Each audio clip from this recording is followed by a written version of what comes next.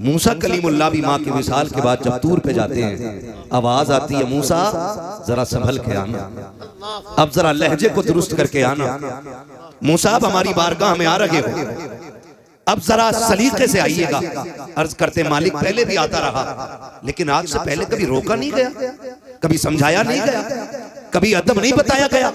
फरमाया मूसा जब पहले आते थे ना तो आंचल उठाने वाली माँ पीछे रहती थी, आज माँ कब्रिस्तान जा चुकी है। मूसा अब आना ना तो अब संभल के आना। पहले अगर लहजे तल्ख भी होते थे, माँ की चोली फैलती थी, माँ कहती थी मालिक मेरे मूसा से नाराज ना होना, मालिक वो मेरा लाडला है, मालिक अगर लहजे तेज भी हो जाए मेरे मूसा को माफ कर देना। ए मूसा पहले जब तुम आते रहे हो माँ का आंचल तुम्हारे सर पे होता था, आज मूसा आ रहे हो तो लहजा संभाल करके आना है, इसलिए कि माँ की ममता भी नकी है, माँ का आंचल भी नकी है, माँ की दुआएं भी नकी है। आज झोली फैलाने वाली माँ जमीन पर नकी है। ए मूसा संभल के आना पड़ेगा। समझ जाओ अगर मूसा को कलीम होते हुए इतनी माँ की जरूरत हो सकती है तो तेरे मेरे जैसे को माँ की कितनी जरूरत होगी। खुदा की कसम खा के कहता हूँ वो लोगों कामयाब वो नहीं होते हैं जो दौलत पे नाज करते हैं, कामयाब वो होते हैं जो माँ की मोहब्बत और उसके रिश्तों पे नाज किया है। नारे तकबीर, नारे रिसालत, अज़मत वालिदैन, फैज़ान वालिदैन। माशाअल्लाह माशाअल्लाह, वाह वाह वाह। ओ भाई बहुत ज्यादा उम्र नहीं है कलीमदानी साहब की, ये बैठे आज मैंने इनके पीछे ये बात बयान की है। खुदारा एक एक नौजवान से कह के जाऊंगा, तकरीरें आपने बहुत सुन ली, अच्छे लहजे भी सुन लिए, दो बातें इस फकीर की भी सुन लो ताकि खुदा करे मिलाद वाले के सदक़े में आज के बाद किसी माँ की आंख में आंसू ना आए। बस ये बात कह के जाना चाहता हूं। बहुत ख्याल कीजिएगा मेरी बात का जो मैं कह रहा हूं, कुछ कीजिएगा ना कीजिएगा, माँ की खिदमत कीजिएगा। मैंने ये बातें पहले बताई है इनकी अदम मौजूदगी में। आज मेरे भाई बैठे हैं और इनके सामने ये बात बता रहा हूं, मैं इनके सामने और इन्हीं की बात बता रहा हूं। लोग मुझसे पूछते हैं कि भाई पता नहीं कहां की बातें लाके सुनाता है। नहीं जी, तुम वर्क पलटते हो, मैं दिलों के हालात पढ़ता हूं। और मैं इसीलिए कहता हूं मेरी तकरीर तबे यार को बेचैन करती है। सबब क्या है, वही कहता हूं जो दिल पर गुजरती है। हाँ, मुझे नहीं मालूम है किस किताब कवर का कितना अच्छा होता है, लेकिन मैं जानता हूं जिसे चेहरा पढ़ना नहीं आता उसे कुछ भी पढ़ना नहीं आता। कभी तन्हाई में बैठा करो, कभी सोचा करो, कभी फिक्रें लगाया करो, कभी लोगों की भीड़ में बैठा करो। हाँ, मैं अल्लाह की इज्जत की कसम खा के कहता हूँ कभी कभी महफिलें इतनी बड़ी सामने होती, हजारों लोग होते, लेकिन दिल जिंदा नजर नहीं आते। झूठी मुस्कान चेहरों पे लिए बैठे होते और अंदर दिल के अंदर एक हलचल हो रही होती है, यार मुझे सुकून क्यों नहीं, मुझे सुकून क्यों नहीं। मैं बहुत ज्यादा लंबी बात नहीं करूंगा, मैं आपको बता दूं खुदारा माँ बाप है ना तो इज्जत करना, कदर करना। सबसे बड़ा खर्च जो है ना वो कामयाब होता है जो माँ बाप पे लुटाया जाता है। वरना वो दिन आएगा, दौलत होगी माँ बाप नहीं होंगे, पैसे होंगे माँ नहीं होगी। आज एक माँ की खुराक पे लड़ने वाले बेटे, आज बाप के कोरेक्स की शीशी के लिए चेहरे बिगाड़ने वाले बेटे, मैं पूछना चाहता हूं कल लाखों की गड्डियां पड़ी होंगी और 1 रुपया खाने वाला बाप नहीं होगा तो खुदा की कसम तेरी दौलत तुझे खाने तोड़ जाएगी।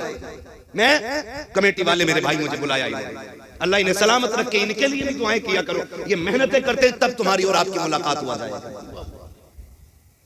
ये बड़ी मेहनतें करते, इतने बड़े लोगों को लाते और आवाज दिलवाते, आओ हुजूर की महफिल सज गई है, आओ हुजूर की महफिल सज गई है, और बंदा यहाँ भी बैठ के सोचता मूड नहीं बन रहा है। खुदा की कसम ये मूड बनाने की जगह नहीं, ये तो तकदीर बनाने की जगह होती है। यहाँ तकदीर बनाने बैठा करो। आज माँ है तो इज्जत कर लो, 12वीं वाले का वास्ता है। मैं तुम्हें बताऊं मेरे नबी के पास क्या नहीं बताऊं, 2000 से ज्यादा लक़ब मेरे रब ने महबूब को अता फरमाया।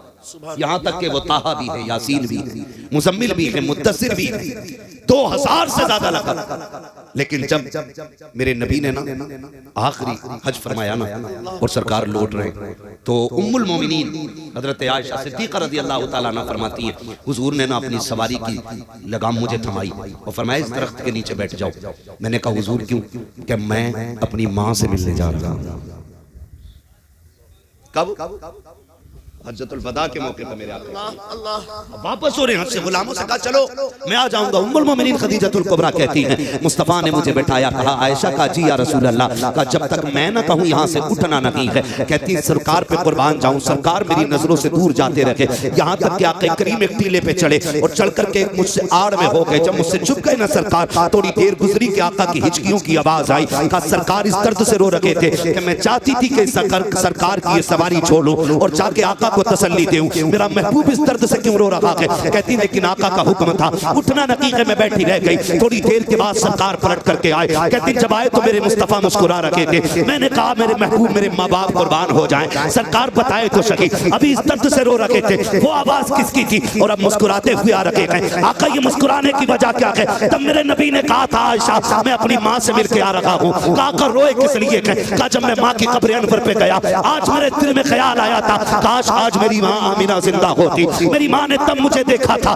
जब मेरी उम्र 6 साल थी, जब मुझे मेरी उम्र 6 साल थी, आज मेरी माँ होती। दरख्तों को सजदा करते देखती, कितनी राजी हो जाती। पत्थरों को मेरा कलमा पढ़ते देखती, मेरी माँ कितनी खुश होती। आज उनका बेटा आखिरी हज करके आया के अकेला नहीं लाखों सहाबा के साथ गया के। आका कहते हैं आयशा मेरे दिल में ख्याल आया ए काश मेरी माँ जिंदा होती और मुझे बेटा कह के आवाज दे देती। आका करीम कहते हैं आयशा मैं माँ की कब्र अनवर पे बैठा और मैंने झोली फैला के कहा था जिंदगी देने वाले मालिक, मौत देने वाला भी तू है, जिंदगी देने वाला भी तू है। आज तेरा महबूब चाहता है काश उसकी माँ जिंदा हो, उसे बेटा कह के सीने से लगा ले, तेरे महबूब का कलेजा ठंडा हो जाए। कभी इतना कहा था कि माँ की कब्र अनवर खुल जाती है। मेरी माँ कब्र से निकली, मुझे सीने से लगाया। कहते आयशा जब मैं माँ को याद कर रहा था तब रो रहा था और मुस्कुरा इसलिए रहा हूँ कि माँ को देख के भी आया हूँ, माँ से बातें करके भी आया हूँ और माँ को अपना कलमा पढ़ा के भी आ गया।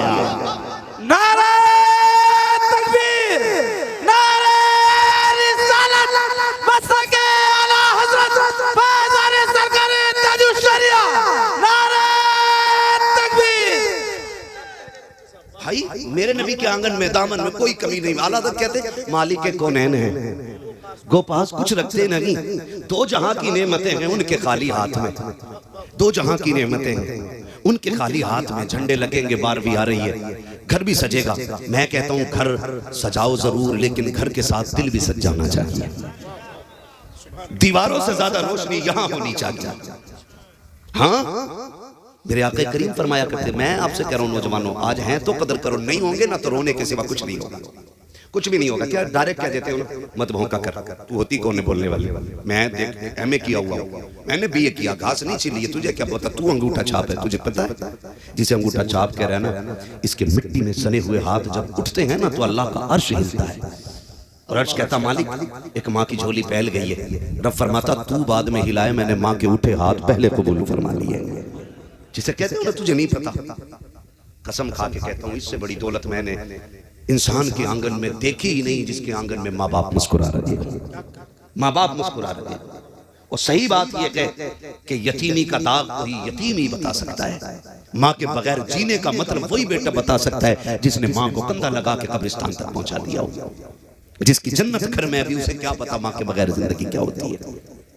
माँ के बगैर मेरा महबूब देखे मेरा नबी आका करीम अक्सर इस बात का जिक्र फरमाते थे, कहते थे सहाबा मुझे माँ की एक बात बड़ी याद आती है।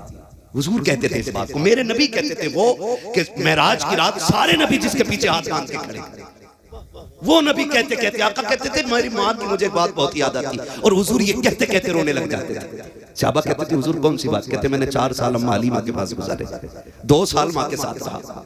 कहते लेकिन सहाबा आज भी एक बात मुझे रुलाती है। कहा जब मेरी माँ फुर्सत में होती और मैं माँ के पास होता ना तो मेरी माँ लेटती ना तो बाजू पे मेरा सर रखती, जो माँओं की आदत होती है। हुजूर कहते मेरी माँ बाजू पे सर रखती, मेरी उम्र 5-6 साल होती और ऐसे करके दुपट्टा रख के मेरी माँ ना मुंह पे अपने और मुझसे मुंह छुपा के रोती। कहते मैं कान लगा के सुनता। मेरी माँ कहती थी मालिक मेरा बेटा यतीम हो गया पैदा होने से पहले, अगर मैं चली गई मालिक मेरे बेटे का क्या बनेगा। अल्लाह मेरे बेटे पे अपने कर्म की बारिशें फरमाना। हुजूर ये कहते कहते रोते थे, कहते थे मेरी माँ को कितनी फिक्र रहा करती थी मेरी। और आज बेटा कहता था तुम होते कौन पूछने वाले, क्या 12 बजे आऊं कि 3 बजे आऊं, मैं 1 बजे आऊं, मेरी मर्जी है। माँ खाना लगाती है, खाना सुनो जवानों, माँ खाना लगा देती है आगे, और बेटे की यार की घंटी बज जाती है फोन की, बेटा खाना छोड़ के भागता। माँ बूढ़ी कहती है अल्लाह खाना छोड़ के नहीं जाते बेटे, दस्तरखान से नहीं उठते बेटे, खा के जाया कर। कहता अभी आया और माँ इतनी सादा थी, रात के 1 बजे तक तेरी राह में बैठी रह गई। तूने चौक में जाके बिरयानियां खाई, पेट भर के खाया, लेकिन तुझे पता है माँ को यही फिक्र थी, अभी मेरा लाल नहीं आया, मेरा लाल नहीं आया। रात को 1 बजे तू आया, उसने कहा कहाँ था अब तक? कहता तू होती कौन है पूछने वाली? वो कहती देख खाना ठंडा हो गया। कहा नहीं चाहिए तेरा खाना, जब धक्का देते हो हाथ जोड़ के कहता हूँ कभी माँ से ये ना कहना नहीं चाहिए खाना, अपना सामान संभालो, हमें नहीं चाहिए, मैं तुम्हारा मोहताज नहीं हूँ। आज माँ है तो दस्तरखान पे इंतजार है। खुदा की कसम जिस दिन ये कफन में लिपट के चली जाएगी ना, और रात के 1 बजे आना, 2 बजे आना, तुम्हारी मर्जी रहेगी। तुम्हें बिस्तर तो दिखाई देगा लेकिन लेटने वाली माँ नहीं होगी। तुम्हें चारपाई तो कोने में पड़ी हुई दिखाई देगी लेकिन उस पर माँ नहीं होगी। 3 बजे आना, 4 बजे आना, कोई तुझसे पूछने वाला नहीं होगा खाना खाया कि नहीं खाया के, किसी को दस्तरखान पे तेरा इंतजार नहीं होगा, कोई तुझे डांटने वाला नहीं होगा। तब तेरे कान तलाश करेंगे कहाँ गई वो प्यारी आवाज जो कभी रात में सख्ती से आती थी, कभी प्यार से आती थी। तेरे कान ढूंढते ढूंढते थक जाएंगे, तुझे माँ का लहजा नजर नहीं आएगा। फिर उठाना सारी दौलत को, फिर ना लोगों की ठोकरें खाते हुए और कहना एक बार कोई माँ की आवाज सुना दो। खुदा की कसम सारी दौलत लेकर भी कोई माँ की एक बार आवाज नहीं सुना सकता है, इसलिए कि दौलत मैग्नेट से मिलती है और माँ जैसी नेमत खुदा नसीबों से अता फरमाया। नारे तकबीर, नारे रिसालत, अज़मत वालिदैन, अल्लामा मुफ्ती हम्माद रजा साहब मुला मुरादाबादी, सरजमीन जलालाबाद। नहीं होंगे ना तो फिर रोगे, फिर एहसास होता है। ये बैठे, मैंने ये बात जलसे में कई बार बयान की है। कारी इसराइल मसूदी, मैं कलीम दानिश भाई बताऊं, मैं कानपुर गया, इन्होंने मुझे फोन किया अहमद भाई कानपुर आ रहे, मैंने कहा हाँ आ रहा हूँ। सुने माँ क्या होती है, बहुत गौर से सुनिएगा, अल्लाह आपको सलामत रखे। जरूरी नहीं है 10 घंटे तकरीर हो, असर ना हो, तो मैं समझता हूँ फायदा नहीं। मेरा मानना ये 5 मिनट बात हो जाए और किसी एक बात पे भी अमल हो जाए, खुदा की कसम मैं समझता हूँ कि जिंदगी भर की इबादत काम आ गई है। बस आखिरी बात समझ के सुन ले मेरी बात, मैं सुनाने लगा हूँ। यही इसराइल मसूदी साहब है कानपुर, उन्होंने मुझसे कहा सुने माँ क्या होती है। तवज्जो है भाई पीछे वालों की, नाराज तो नहीं बैठे ना कोई। खुदा आपको राजी रखे और खुश रखे। बड़ी बड़ी दूर से मेरे भाई आए थे, शाहजहांपुर, कहाँ से लोग आए, अल्लाह सबके सफर को अपनी बारगाह में कबूल फरमा ले। और जो जितनी दूर से चल करके आया है अल्लाह उसे बेहिसाब अजर नेमतें अता फरमाए। मुझे इन्होंने फोन किया, सुनो भाई कदर कर लो, माँ की कदर कर लो। इन्होंने मुझे फोन किया, कहने लगे अम्माद भाई कानपुर में। मैंने कहा हाँ, कहा जाए ना जरा। मैंने कहा क्या बात है? कहा जाए मैंने एक नया मकान लिया है, नया मकान लिया है। मैंने कहा फिर? कहा कि आप जरा आ जाएं देख ले मकान को। ये इनकी मोहब्बत है, मैं चला गया, वो इनके मकान में गया, वो मुझे लेके गए, बैठे थे, इन्होंने बात छेड़ दी। कहने लगे मैं जब सबसे पहली बार कानपुर आया था 2-3 महीने मैं घर नहीं जा सका था, तो कहते मेरे माँ बाप मुझसे मिलने के लिए कानपुर चल के आ गए थे। कहाँ? इनका नानपारा के पास अपना गाँव है। कहते वहाँ से मेरी माँ मुझसे मिलने के लिए कानपुर आई और कहते मेरी माँ चाहती थी कि बेटे के साथ कम से कम एक रात गुजारे, 24 घंटे गुजारे। तो ये कहते कहते रोने लगे, कहने लगे जब माँ ही थी तो मकान नहीं था। कहते मैं माँ को बातें पहला फुसला के बस में बैठाया। कहने लगे आज मकान है लेकिन माँ नहीं है।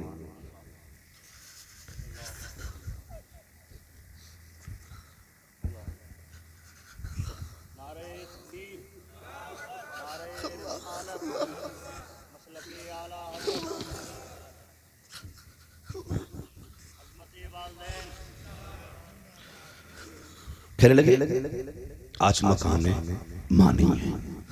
नौजवान कल आपके पास गाड़ी होगी, माँ नहीं होगी। आपके पास बंगले होंगे, बाप नहीं होगा। वो जो तुम्हें कंधे पे लेके फिरता रहा ना, आज अल्लाह तौफीक दे उसके कदमों में पीछे जाया कर। वो तुमसे एक सवाल करे ना, कह दिया करो जान भी तेरी है, कह दिया करो उससे जान भी तेरी है।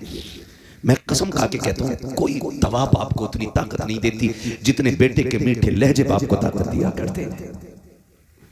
उसके एहसान मानना, मेहनत से पालते माँ बाप हमें। मिलाद वाले ने आके माँ की कदर बताई है, हुजूर ने आके बाप का एहतराम सिखाया। हुजूर के चचा ना जब कभी पीछे चलते थे, आका बाजू पकड़ के कहते थे चचा पीछे ना चले, मेरे बगल में चले। हुजूर के चचा हाथ जोड़ते थे, तेरे कदमों पे कुर्बान जाऊं, मेरी औकात में तेरे बगल में चलूं। तो मेरा नबी कहता था नहीं, सुना है आपका चेहरा मेरे बाप अब्दुल्ला से मिलता है। जब आप पीछे होते हो तो लगता है कि मेरे बाप की पीठ हो गई है, इसलिए चचा मेरे बगल में चला करो। हाथ जोड़ के कहता हूँ बाप की इज्जत कर लो, इनकी कदर कर लो। तुम जो कहते हो बाप को प्यार नहीं, सिर्फ माँ प्यार करती है, नहीं मेरे अजीज ऐसा नहीं होता है। कैसे फैसला कर लिया कि माँ प्यार नहीं करती? का दर्द होता है तो माँ रोती है, बाप नहीं रोता है। ऐसा नहीं होता है, खुदा की कसम बाप के दिल में भी तेरा प्यार है। अगर तू लेट आए तो माँ घर में दौड़ी फिरती है, तो तुझे क्या लगता है बाप बिस्तर पे लेटा है तो उसे तेरे देर से आने का एहसास नहीं, उसको भी एहसास है। फर्क इतना है कि वो बाप है जल्दी रोता नकीक है, अगर माँ रोती है तो चैन से सोता बाप भी नकीक है। कितने बूढ़े बाप को मैं चौक में खड़ा दिखाऊंगा, रोड पे खड़ा दिखाऊंगा, इतनी रात में क्यों खड़े हो? का बेटा नहीं आया है, काम पे गया था देर हो गई है। हाथ जोड़ के कह रहा हूँ खुदा के वास्ते, कभी बाप को देर हो जाया करे, तुम भी निकल जाया करो और उसे राजी करने की कोशिश किया करो। इसलिए कि मेरे नबी ने फरमाया है, जिससे बाप नाराज होता है उससे खुदा नाराज होता है, जिससे बाप राजी होता है उससे खुदा पाक राजी होता है। नारे तकबीर, नारे रिसालत, मसलके आला हजरत, अज़मते वालिदैन, फैज़ाने वालिदैन, एहसाने वालिदैन, अल्लामा मुफ्ती हम्माद रज़ा साहब क़िबला। और सुने खुदा के वास्ते, अगर चाहते हैं आप, एक ये पहलू भी है, एक तो ये पहलू है कि औलाद माँ बाप की फरमाबरदारी करे, और एक पहलू ये है कि माँ बाप औलाद को फरमाबरदार बनाए। इस पहलू पे बात करने के लिए 100 बातों की एक बात है, अपने बच्चों को रोजी हलाल खिलाइएगा। हराम की, बेईमानी की, लूटी हुई, चोरी की, झूठ की दौलत बच्चों को ना खिलाना, वरना कल तेरे सामने ये जूता लेके खड़े होंगे, फिर कोई मौलवी और पीर का तावीज काम नहीं करेगा। इसलिए कि जब रगों में खून हराम का होता है ना, तो फिर गर्दन में पड़ा हुआ तावीज काम नहीं आता है। अपने बच्चों को लुक़्मे हलाल खिलाइएगा। मैं नौजवान मेरे सामने बैठे, आपसे मेरी गुजारिश है, जल्दी अमीर बनने के चक्कर में शॉर्टकट यूज न करें। अक्सर शॉर्टकट जो है हराम की तरफ लेके जाता है। हाँ, बिल्कुल नहीं। खालिक कौन? बोले मेरे भाई, जल्दी से बोले, खालिक कौन? और जोर से, खालिक कौन? मालिक कौन? रज़्ज़ाक़ कौन? रज़्ज़ाक़ कौन? जोर से, रज़्ज़ाक़ कौन? अल्लाह। रोज़ी देने वाला कौन? अल्लाह। जिंदगी देने वाला कौन? मौत देने वाला कौन? महबूब को पैदा करने वाला कौन? आला हज़रत ने हमें हम्द का तरीका बताया, कहते हैं वही रब है जिसने तुझको। अब तक हमने ना बचपन में जो बहारे उर्दू पढ़ी, तामीर उर्दू पढ़ी, इनमें क्या था? बकरी गाय भैंस बनाई, खाने को दी दूध मलाई, है ना? इस तरह से हम्द कराई जाती थी, है ना? मकाम हम्द में दूध मलाई याद आया लोगों को, बकरी गाय याद आई, लेकिन मेरे इमाम ने मकाम हम्द में किस ज़ात का नाम रखा है, कहते हैं वही रब है जिसने तुझको हमतन करम बनाया। हाँ, वो यह बताना चाह रहे हैं, रब वो है जो मोहम्मद का भी रब है सल्लल्लाहु अलैहि वसल्लम। और हुजूर का रब होना कोई मजाल बात नहीं, हल्की बात नहीं है। मोहम्मद का रब सल्लल्लाहु अलैहि वसल्लम, मेरे महबूब का रब। हाँ, कितना बड़ी जात है मेरे रब की, जिसने मोहम्मद जैसा महबूब अता किया है ना? आला हज़रत कहते हैं वही रब है जिसने तुझको हमतन करम बनाया, हमें भीख मांगने को तेरा रास्ता बताया। तुझे हमद है खुदाया, तुझे हमद है खुदाया। वक़वारी पाके मरियम व नफ़ख्तु फीह का दम है अजब निशान आज़म मकराम ना गजाया। वही सबसे अफजल आया, वही सबसे अफजल आया। तुझे हमद है खुदाया, तुझे हमद है खुदाया।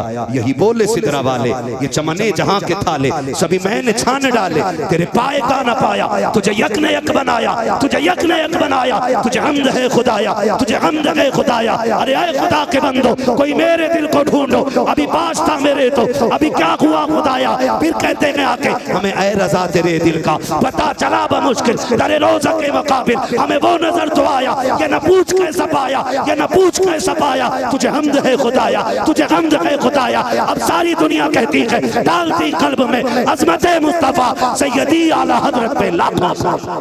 नारे तकबीर, नारे रिसालत, इश्क मोहब्बत, इश्क मोहब्बत। मैं खत्म करने लगा हूं, बस इतना करेंगे, माँ बाप की इज्जत करेंगे इंशाल्लाह, सारे वादा करें इंशाल्लाह, रिस्क हलाल कमाएंगे इंशाल्लाह, शॉर्टकट यूज करके उधर नहीं जाना।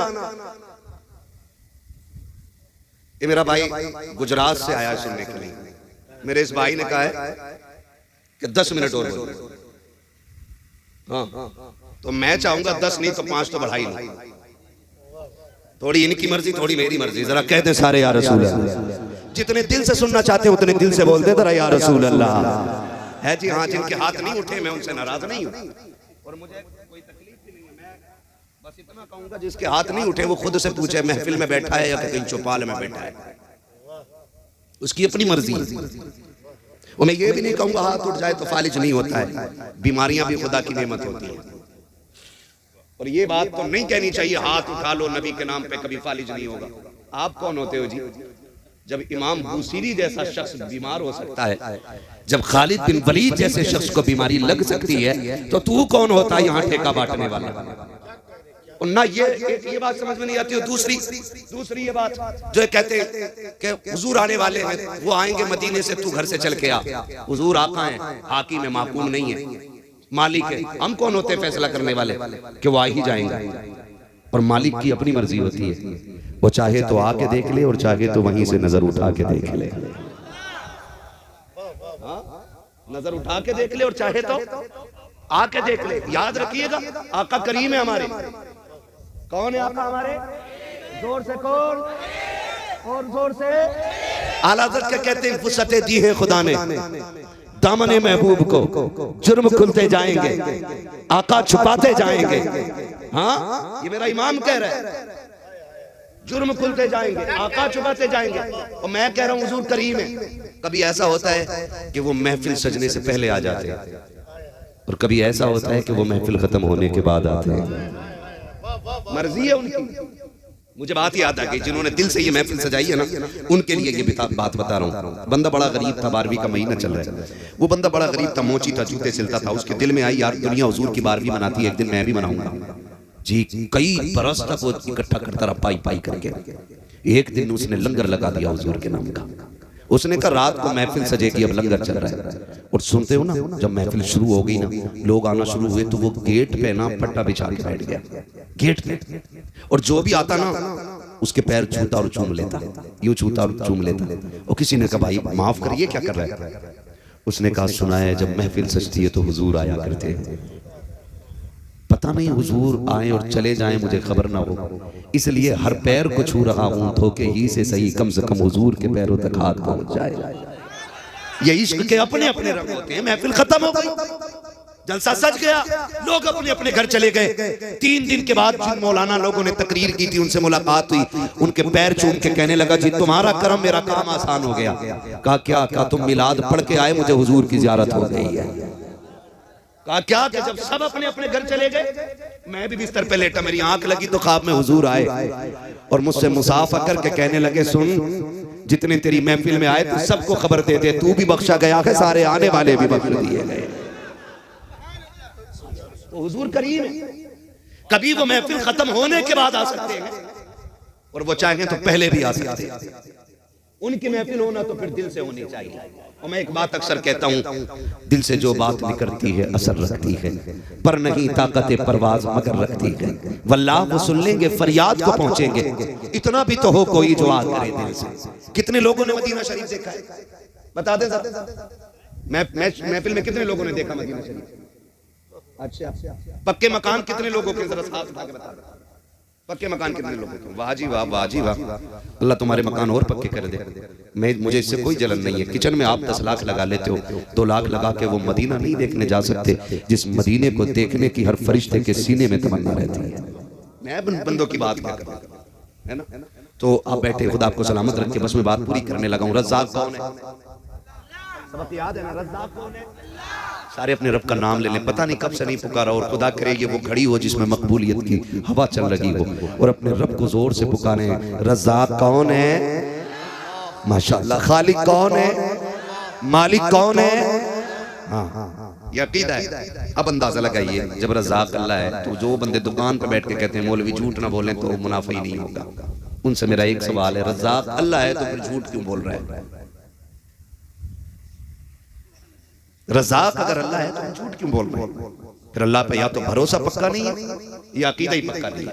और अकीदा अगर पक्का है ना तो फिर झूठ ना बोलना। और रह गई दुकान की बात, फ्रंट के लिए लड़ जाते हैं।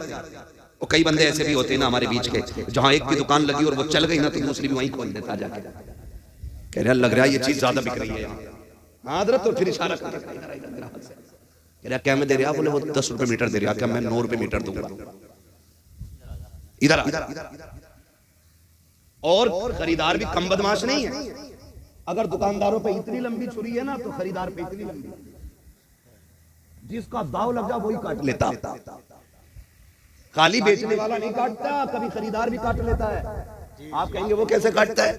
दो दुकानदार देके कह रहे आपसे झूठ नहीं, वो 8 को दे रहा, तू बता।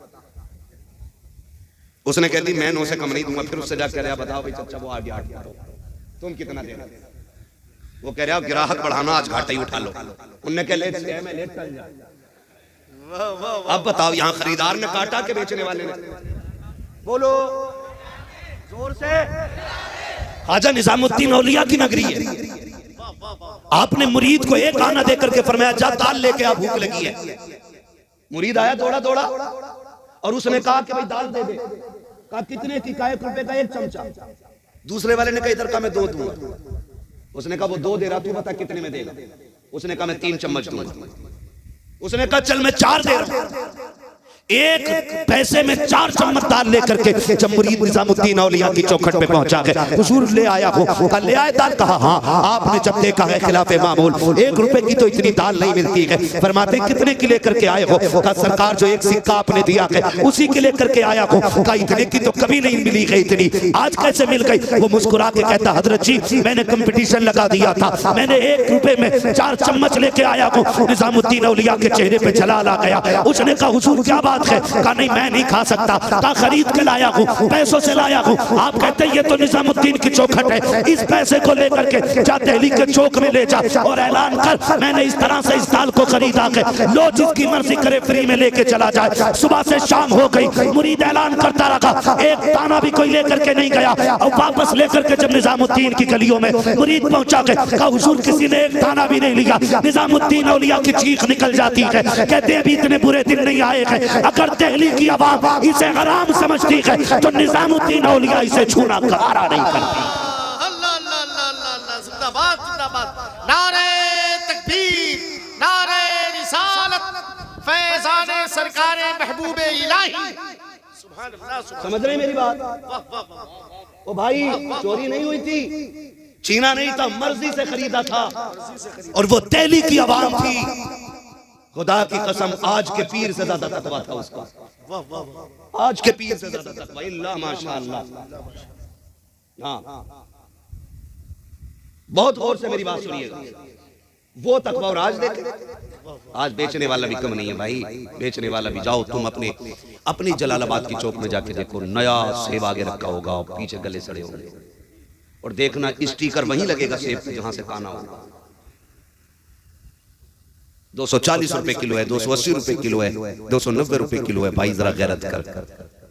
जरूरी नहीं है सब करोड़पति आते हो, कुछ ऐसे भी आते हैं जो जिंदगी में कभी सेब ना खरीद सके। बच्चे कह देते हैं अब्बा हमने सेब नहीं खाया। वो बेचारा मंडी से लौटते टाइम 500 रुपए आज ओवर टाइम करके कमाए। कहा आज 1 किलो सेब लेके जाना। ठेले पे आया, उसने सीधा दिल दे दिया, लो जी 280 रुपए किलो तो अच्छा ही देगा। इसने 2 सेब आगे के उठाए और 4-5 नीचे के निकाल के गले सड़े डाल दिए। गरीब खुशी खुशी घर लेके गया। सुनते रहिएगा, गरीब लेकर के गया, उसने जाके बच्चों में तकसीम कर दिए। 5 सेब, 3 बच्चे, 2 मियाँ बीवी। जैसी बच्चे ने पहला सेब काटा, बजी ये तो अंदर से गला हुआ निकला है। माँ ने अपने हिस्से का सेब दे दिया, ले बेटे मुझे सेब अच्छा नहीं लगता है। खुदा की कसम माँ का लहजा कितना मीठा होता है, कितना प्यारा झूठ माँ बोल देती है। जब देखा बेटे के हिस्से का सेब खराब हो गया है, उसने अपने हिस्से का दे दिया। कहा बेटे ये मैं सेब नहीं खाती हूँ, मैंने तो बस ले लिया था, ये कह के बेटे को दे दिया। दूसरे बच्चे का गला निकला। हाथ जोड़ के गुजारिश करना चाहता हूँ, दुकानदार हो तो धोखा ना देना। तुमने तो उसके 280 रुपए जेब में डाले, अपने बच्चों में खुशी खुशी आ गए। तुम्हें तो ये था गरीब को पता नहीं चला, लेकिन जब तूने काने गले पे हाथ उठाया था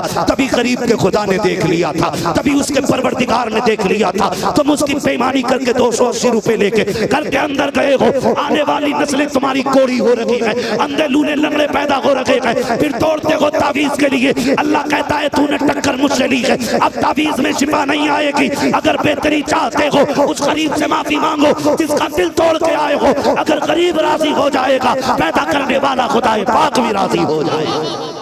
क्या कहने, क्या गुफ्तगू हो रही है। जिंदाबाद। इसलिए निकले, मुफ्ती साहब, वाह वाह वाह। इसलिए निकला। नारे तकबीर, नारे रिसालत, मसलके आला हज़रत फैज़ाने सरकारी ताजुश शरिया।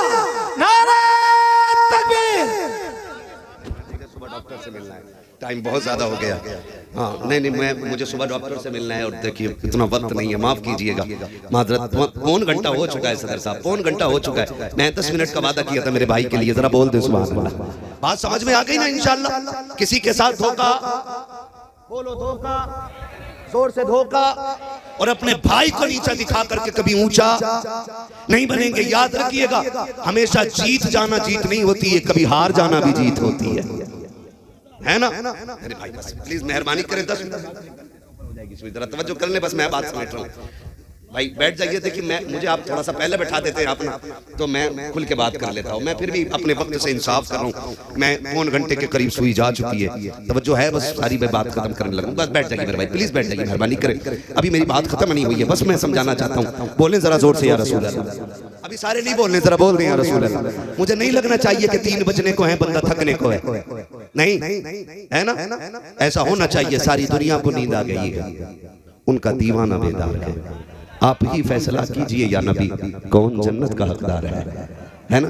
ये बच्चे बैठे, मैं खुदा की कसम खा के कहता हूँ, मैं खाली इस बच्चे के जागने पे पूरी तकरीर कर जाऊँ।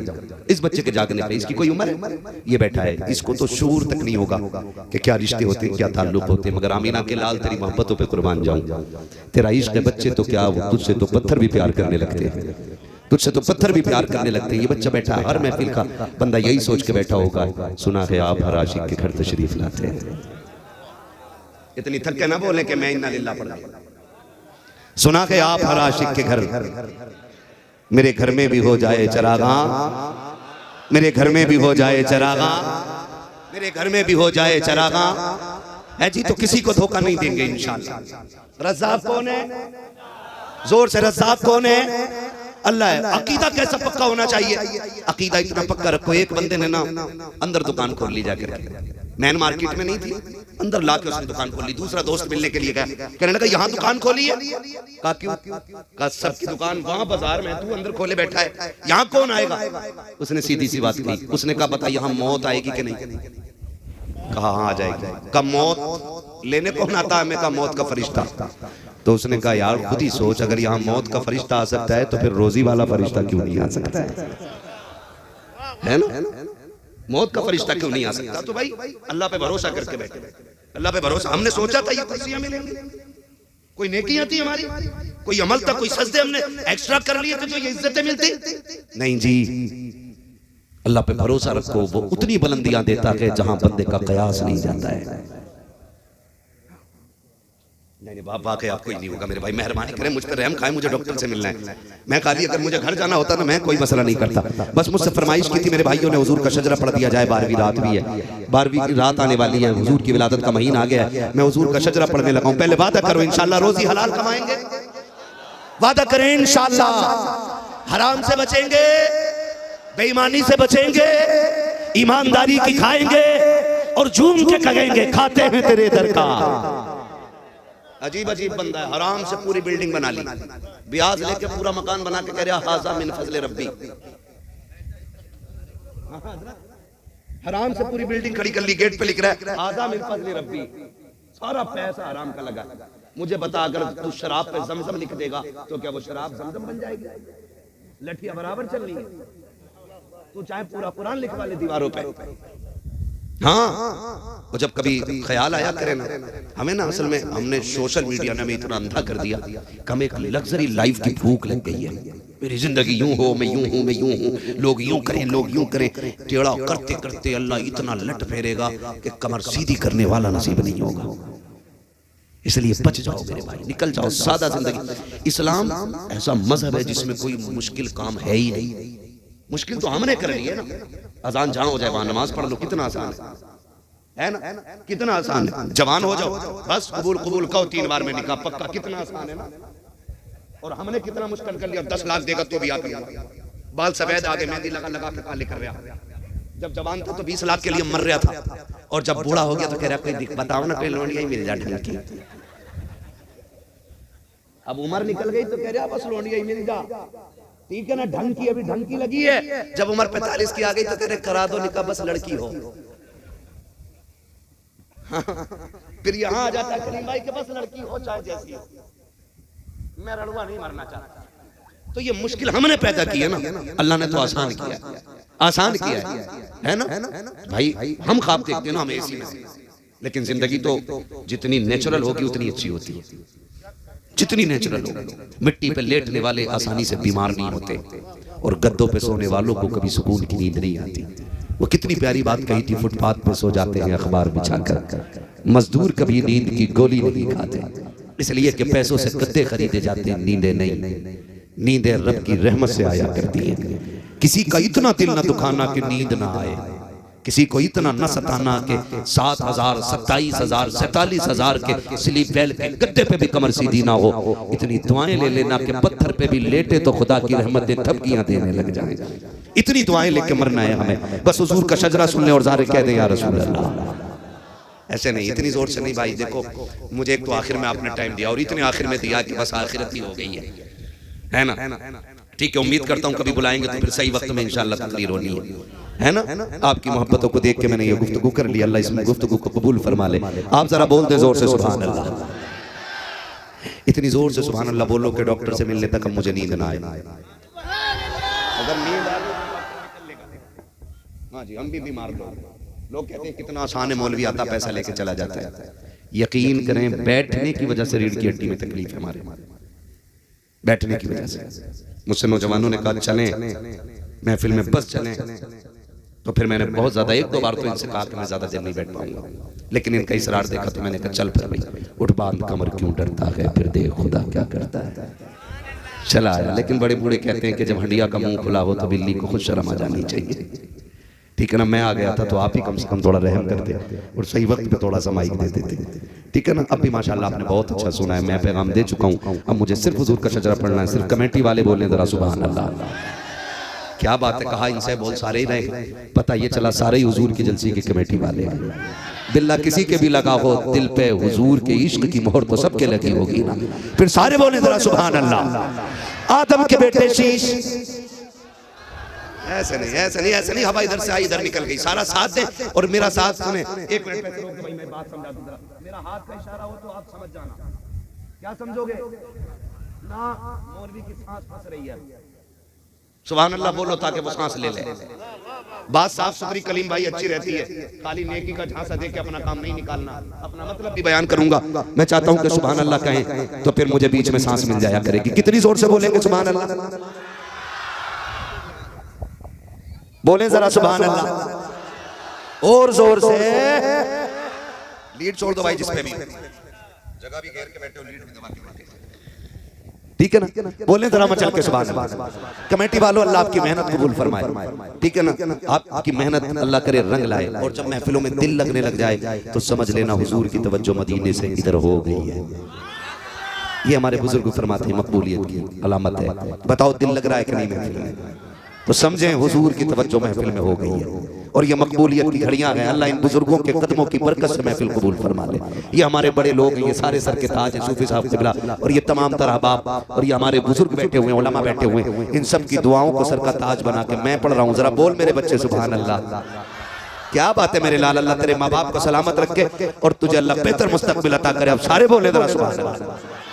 आदम के बेटे शीश, शीश के बेटे अनस, अनस के बेटे कैनान, कैनान के बेटे मेलाइल, मेलाइल के बेटे ब्यारत, ब्यारत के बेटे इदरीस, इदरीस के बेटे मुतवश्शिक, मुतवश्शिक के बेटे लबकने के नाम, लबकने के नाम के बेटे नूह, नूह के बेटे साम, साम के बेटे जुल्हाद, जुल्हाद के बेटे शालिह, शालिह के बेटे आबिर, आबिर के बेटे दाता, दाता के बेटे राबा, राबा के बेटे सारू, सारू के बेटे नाखुन, नाखुन के बेटे तारिक, तारिक के बेटे इब्राहिम खलीलुल्लाह, इब्राहिम खलीलुल्लाह के बेटे इस्माइल ज़बीहुल्लाह, इस्माइल ज़बीहुल्लाह के बेटे केदार, केदार के बेटे अवाम, अवाम के बेटे अमल, अमल के बेटे साबित, साबित के बेटे सलमान, सलमान के बेटे रईसा, रईसा के बेटे इलियासा, इलियासा के बेटे ओद के बेटे हव्वा, हव्वा के बेटे अदनान, अदनान के बेटे मोहित, मोहित के बेटे नदान, नदान के बेटे मदिर, मदिर के बेटे इलियास, इलियास के बेटे मुदरिका, मुदरिका के बेटे खदीमा, खदीमा के बेटे किनाना, किनाना के बेटे नदर, नदर के बेटे मालिक, मालिक के बेटे फार, फार के बेटे गालिब, गालिब के बेटे लुई, लुई के बेटे काब, काब के बेटे मुर्रा, मुर्रा के बेटे किलाब, किलाब के बेटे कुसै, कुसै के बेटे अब्दे मनाफ, अब्दे मनाफ के बेटे हाशिम है, हाशिम के बेटे अब्दुल मुत्तलिब है, अब्दुल मुत्तलिब के बेटे अब्दुल्लाह के, अब्दुल्लाह के बेटे मोहम्मद रसूलुल्लाह। नारे तकबीर, नारे रिसालत, मसके आला हज़रत फैज़ सरकार ताजुश शरिया।